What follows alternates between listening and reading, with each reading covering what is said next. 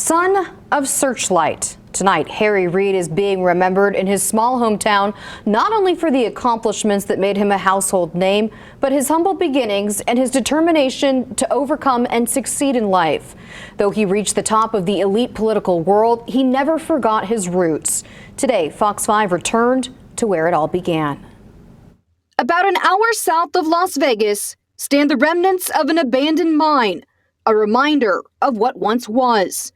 Harry Reid's grandfather, one of the first settlers in the mining camp that would become the town known as Searchlight. We're Searchlighters. We are.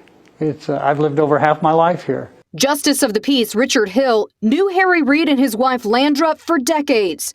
Reid returned to his roots and built this home in Searchlight in the early 2000s. Harry Mason Reid was born into poverty December 2nd, 1939. He grew up in a shack with no running water where this trailer now sits. His mother did laundry for the local brothels. His father, like his grandfather, was a hard rock miner who killed himself when Reid was 32 years old. In an interview in his hometown years ago, Reid pointed out where it happened. This house right here, that last room is a bedroom. That's where he killed himself. What is now the community center was once a one-room schoolhouse Reid attended before hitchhiking to Basic High School 40 miles away in Henderson. You would never know when they were home of the titles or the places he'd been and the things he'd done. He loved Searchlight to be able to come back here. Reid's rags to riches story was never one he told. Just as down home or down to earth as you can be. His longtime friend and neighbor says it always seemed Reid preferred Searchlight to the pressures of D.C. Just a sigh of relief and a big fresh air when they come out here. The suits came off, the ties came off, it was blue jeans. And the town always welcomed home its most famous son. Harry Reid Road and the new elementary school both bear his name.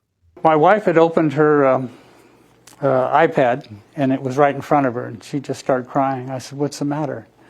And he said Harry had passed away. Now, Searchlight, like the rest of Nevada and the nation, is mourning the loss of the man who spent 3 decades in Congress.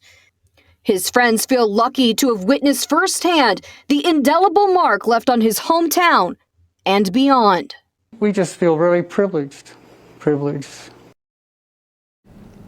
And Reid's widow released a statement shortly after his death saying plans for his funeral and memorial services will be announced in the coming days.